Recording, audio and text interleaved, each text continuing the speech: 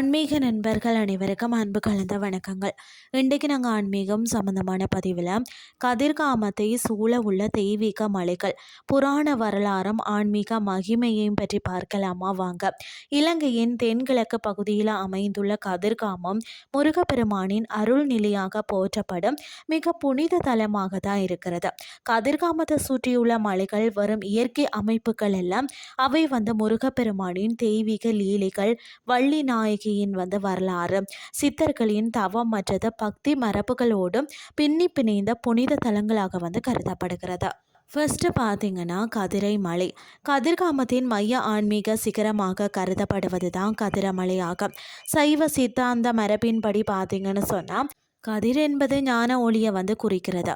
சிவபெருமானின் நெற்றிக்கண்ணிலிருந்து தோன்றிய 6 ஜோதிகள் முருகனாக வழிபட்டதன் அடையாளமாக தான் இந்த மலை கதிர் வீசும் மலை என்றும் போற்றப்படுகிறது. சூரபத்மன வதம் செய்த பிறகு முருகப்பெருமான் தனது வேலுடன் முதல்ல தங்கி அமைதி அடைந்த இடம் இதுவென ஐதீகம் கூறுகிறது. வள்ளியம்மையுடன் இணைந்த பின்னரும் முருகன் இந்த மலையை தமது திருவாச தலமாக தேர்ந்தெடுத்ததாகவும் கூறப்படுகிறது. அது மட்டுமில்லாமல் 18 சித்தர்களின் முதன்மையான போகர் சித்தர் இந்த மலையில் தவம் இருந்த கதிர்காம யந்திரத்தை நிறுவியதாக மரபு நம்பிக்கை நிலவுகிறது. மற்றது பார்த்தீங்கன்னா வள்ளிமலை. வேடுவர் குலத்தில் வந்த வள்ளி நாயகி திணைப்புனம் காத்து முருகனை நினைத்து தவம் இருந்த பகுதி தான் வள்ளிமலையுடன் தொடர்பு படுகிறது. முருகன் முதிய வேடனாகவும் பின்னர் தன் தெய்வீக வடிவிலும் வள்ளிக்கு அருள் காட்சி அளித்த திருவிளையாடல்கள் இந்த பகுதியோடு இணைக்கப்படுகின்றன. எனவே இது தெய்வீக காதலின் சின்னமாக போற்றப்படுகிறது. அடுத்தது பார்த்தீங்கன்னா தெய்வானை மலை. தேவேந்திரனின் மகளான தெய்வானை பார்த்தீங்கன்னா முருகப்பெருமானின் தெய்வீக சக்தியை பிரதிநிதித்துவப்படுத்துபவள். கதிர்காம பாரம்பரியத்தில் தெய்வானையுடன் தொடர்புடைய மலை தெய்வீக ஆட்சி, வெற்றி மற்றது தர்மத்தின் அடையாளமாக கருதப்படுகிறது. அடுத்தது விபூதி மலை. விபூதி மலை என்பது சித்தர்கள் தவம் இருந்து சிவஞானத்தை அடைந்ததாக கூறப்படும் இடமாக பாரம்பரிய நம்பிக்கைகளில் இடம்பெறுகிறது. இங்கு தவம் இருந்த முனிவர்கள் சிவனருளால் விபூதியின் மகிமையை உலகிற்கு எடுத்துரைத்ததாகவும் உள்ளூர் ஐதீகங்கள் கூறுகிறது. அடுத்தது பார்த்தீங்கன்னா சித்தர் மலை. கதிர்காம காடுகளில் பல சித்தர்கள் இன்னும் சூட்சமமாக தவம் இருக்கின்றனர் என்ற நம்பிக்கையை பக்தர்களிடையே இன்றளவு நிலவுகிறது. அவர்களின் தவ ஆற்றல் நிறைந்த பகுதிகளில் ஒன்றாகத்தான் சித்தர் மலை குறிப்பிடப்படுகிறது. அடுத்தது வேல்மலை. முருகனின் வேல் என்பது ஞானம், சக்தி மற்றது அறியாமையை அளிக்கும் அருளின் அடையாளமாகும். முருகன் தனது வேலை ஊன்றியதாக நம்பப்படும் பகுதிகள் வேல்மலையுடன் தொடர்பு படுத்தப்படுகிறது.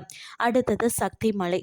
பார்வதி தேவியின் சக்தி அம்சம் நிறைந்த மலை என பக்தர்கள் கருதும் இந்த மலை முருகனின் தெய்வீக சக்தி உலகெங்கும் பரவிய இடமாக உள்ளூர் மரபுகளில் குறிப்பிடப்படுகிறது.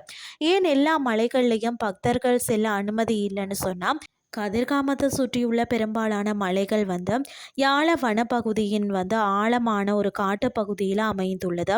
அவை யானைகள், கரடிகள் மற்றது பிற வன விலங்குகள் வாழக்கூடிய பாதுகாக்கப்பட்ட பகுதிகளாக இருக்கிறது. எனவே பாதுகாப்பு மற்றது சுற்றுச்சூழல் காரணங்களுக்காக தான் பொதுமக்களின் அணுகல் கட்டுப்படுத்தப்பட்டுள்ளது. அதேவேளை கதிரமலை மட்டுமே முருகப்பெருமான் பக்தர்களுக்கும் அருள் தரிசனம் வழங்கும் இடமாக பாரம்பரியத்தில் கருதப்படுவதால் அங்கு படிக்கட்டுகள், வழிபாடுகள், வசதிகள் எல்லாம் தரிசன ஏற்பாடுகளும் செய்யப்பட்டிருக்கிறது. கதிர்காமத்தை சுற்றியுள்ள இந்த மலைகள் ஒவ்வொன்றும் பார்த்தீங்கன்னா ஒரு புராண கதையையும் ஒரு ஆன்மீக செய்தியையும் ஒரு பக்தி மரபையும் தன்னகத்தையே சுமந்து நிற்கிறது. அவை வரும் மலைகள் இல்லைங்க முருகப்பெருமானின் திருவிளையாடல், வள்ளியின் பக்தி, சித்தர்களின் தவம் மற்றது இறையருள் ஒன்றிணைந்த புனித ஆன்மீக பாரம்பரியத்தின் உயிரோட்டமிக்க காட்சிகளாகவும் இன்றும் விளங்குகிறது. இன்றைய ஆன்மீகம் சார்ந்த பதிவு உங்களுக்கும் பிரயோசனமாக அமைஞ்சிருக்கும்னு சொல்லி நானும் நம்புகிறேன். இதே மாதிரி மற்றொரு ஆன்மீகம் சார்ந்த பதிவோடு உங்களை சந்திக்கிறேன். நன்றி.